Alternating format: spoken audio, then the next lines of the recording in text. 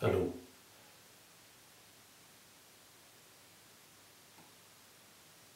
We are often asked about our experience of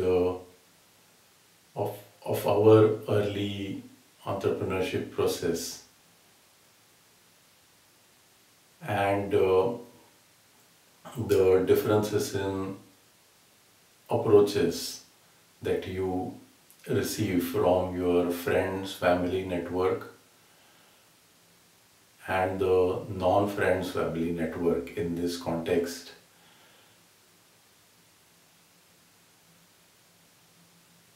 There is, of course, some amount of anxiety complex that is connected with every early entrepreneurship experience.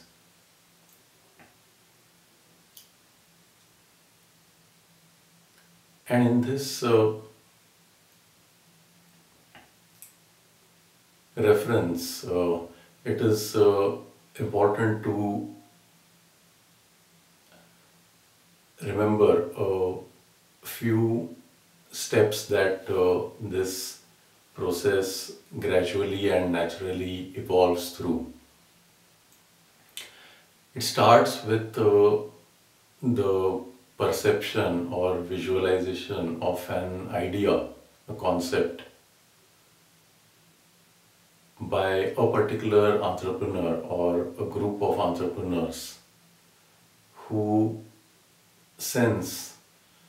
a gap or a problem in the market and can see or visualize a unique solution that can add significant value to the market in this context. And that is where the origin of the meaning, the purpose for the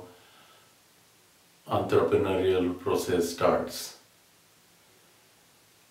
At this stage, just like any growth process, the growth of a plant, for example, the beginning happens in the form of a seed, the concept, the idea. And there is a specific process of maturity that the idea goes through. In this very early stage, the early part of the early process of entrepreneurship, so to say, the first part, at this stage, the idea, the concept is mostly only visualized by a particular entrepreneur and the small team that works with the entrepreneur, generally not more than 2 or 3 people. At this stage, it's the idea is quite delicate and immature in terms of perception by the world beyond this 2 or 3 minds. And just like a seed, it needs some amount of protection while it goes through this organic stage of development and growth and maturity. Generally takes a few months before the idea, the concept is sufficiently developed and mature in terms of tangible value proposition for the market in terms of some measurable variables, in terms of a proper mature concept that can be articulately communicated to the external world.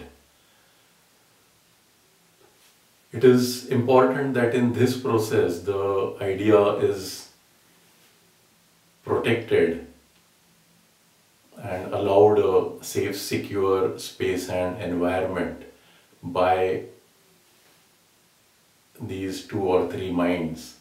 for it to come to a level where it can be effectively and articulately perceived by the external world. Once this stage is crossed, once the idea is sufficiently mature for this part of the early process, then the approach changes dramatically, and generally it is perceived by a particular entrepreneur or that group of entrepreneurs as a intuitive experience that yes, this idea is now at this stage of maturity and it is at a communicable level. From this point on, it is important that the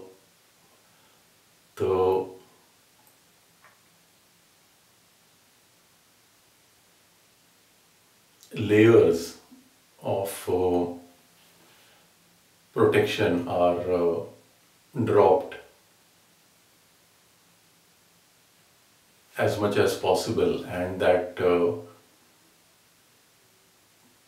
entrepreneur takes this idea as far and wide as possible and discusses and communicates this openly. There is a particular fear that gets associated at this stage, anxiety complex connected with the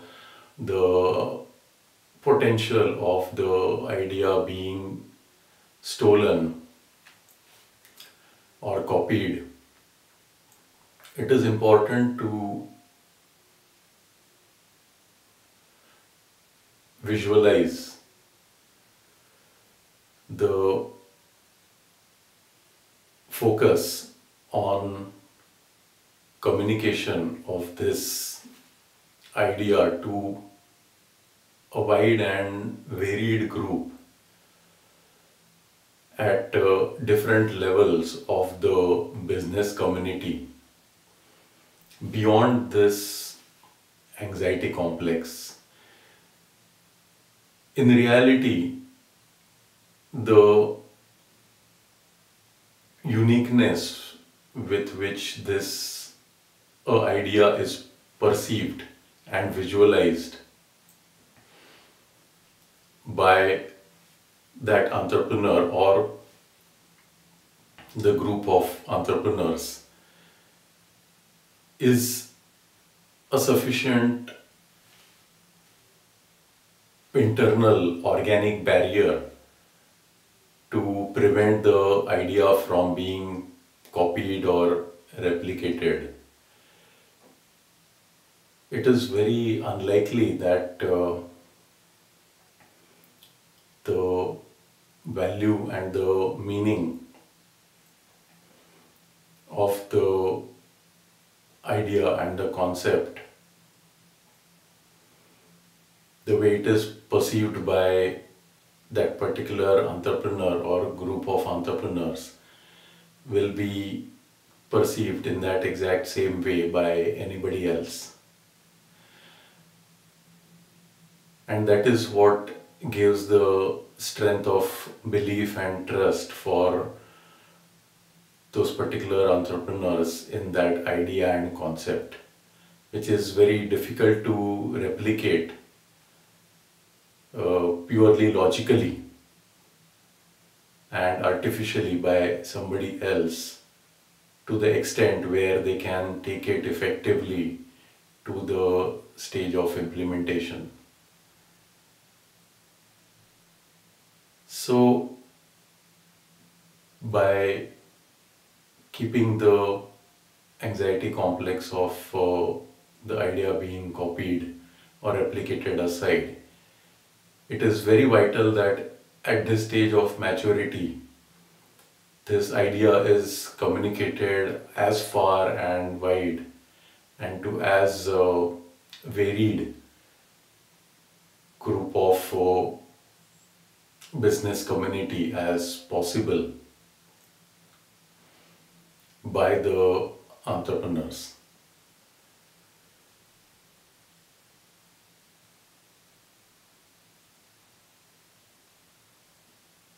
The idea in several ways is resembles a plant at this stage, in the sense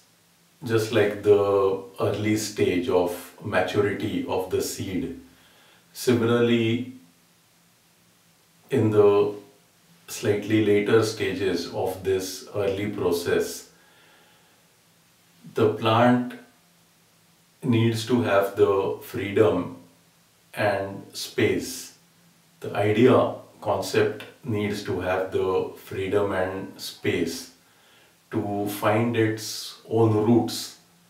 in a conducive environment, to seek its environment. And it's essential that the idea takes roots and there is a internal process of organic growth that is stimulated within this business idea, business concept. So as the concept is traveling beyond the minds of the entrepreneurs, it is vital to see evidence that independent of the minds of the entrepreneurs, the idea is by itself taking roots and it is growing organically, just like a healthy and viable seed would take roots and would develop, start the process of growth and development into a sapling, into a plant.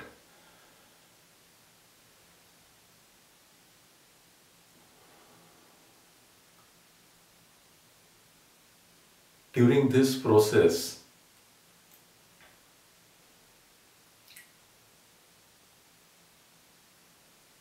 generally,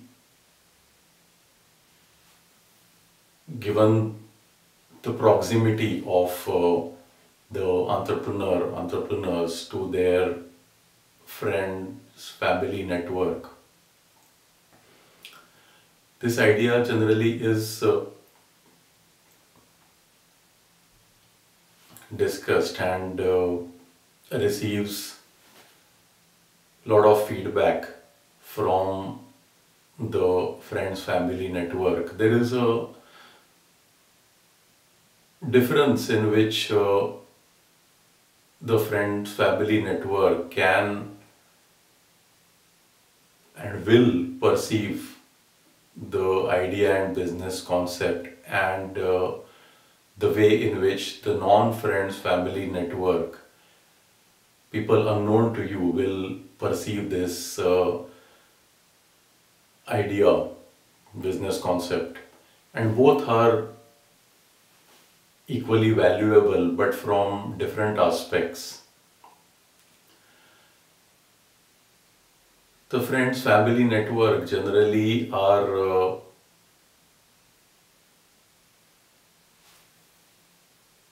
to some or the other extent more attached and connected to the entrepreneur or entrepreneurs and their feedback and support is focused more on the well-being of the entrepreneur or entrepreneurs, whereas the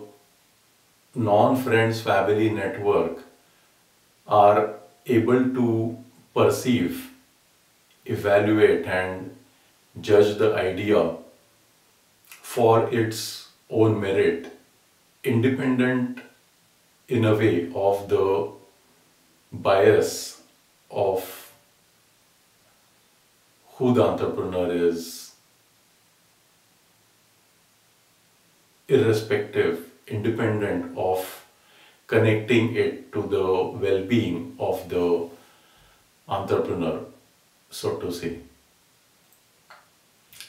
And as you discuss, communicate the idea more and more, it is easy to detect the differences between the people, the network that connects, partially connects and does not connect or relate with your business idea. It is very important for the entrepreneur or entrepreneurs to be able to detect this difference. In a way, what a entrepreneur is doing is that he is taking a jump. He is leaving the known land and taking a jump into the water and swimming. Now there are different kinds of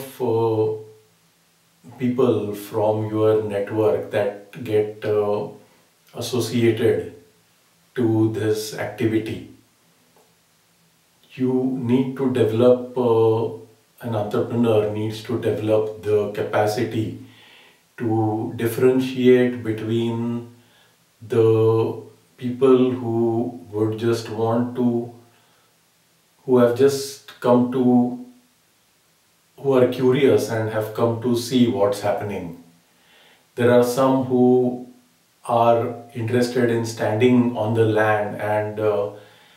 instructing and advising you and sharing their experience and feedback by standing on the land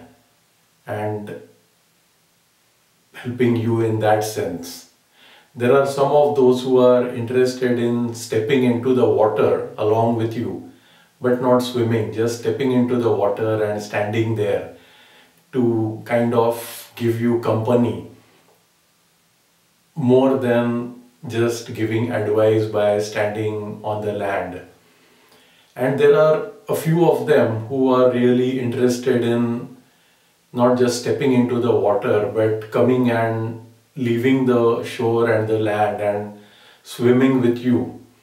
joining you in the entrepreneurship process. It is important to be able to intuitively differentiate between these different categories and also to understand that all of them are there with good intentions of helping, but with different capacities and different skill sets, different interest and different levels of commitment. From the people standing on the land out of curiosity to the people who actually are also willing to take the jump with you and swim all the way. And in real terms, this translates into people who are just curious about what you are doing, to people who are interested in some kind of intellectual commitment, people who are interested in some kind of emotional commitment, people who are interested also in financial commitment, and people who are interested in commitment all throughout to see the business succeed, because they see the inherent value that the business will bring to the market and to the world at large, and they would want to be a part of this process of adding value, because they themselves also see the value in this business. And given different opportunities, these different people from your network will respond differently to these opportunities, and it's good to clarify these different categories as an entrepreneur goes ahead. And once the entrepreneur has an idea of the known and unknown network and sees whether or not the business concept is catching roots and is developing an organic process of growth, there are a few ideas that will die out, there are a few that will develop and grow further, and the ones that will grow further by themselves organically are the ones that will automatically attract that much attention in terms of realistic commitment from the known and unknown network. And once you see evidence, once an entrepreneur sees evidence of that happening, that the idea is traveling beyond the minds of the entrepreneurs, the originators of the idea, and taking roots and developing organically within that section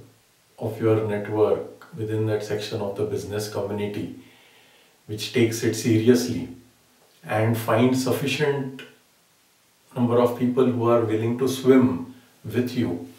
through the entire process, that is where you know that is where the entrepreneur knows that the idea has, the business concept has realistic value, has gone beyond the idea stage into a maturity stage, has started developing its own life and in its own roots, independent of the entrepreneur, and now from this stage on, one way or the other, will definitely grow into a sapling and into a plant and into a tree, and it is just a matter of time and finding the right circumstances, and the growth and development process completely is a certainty.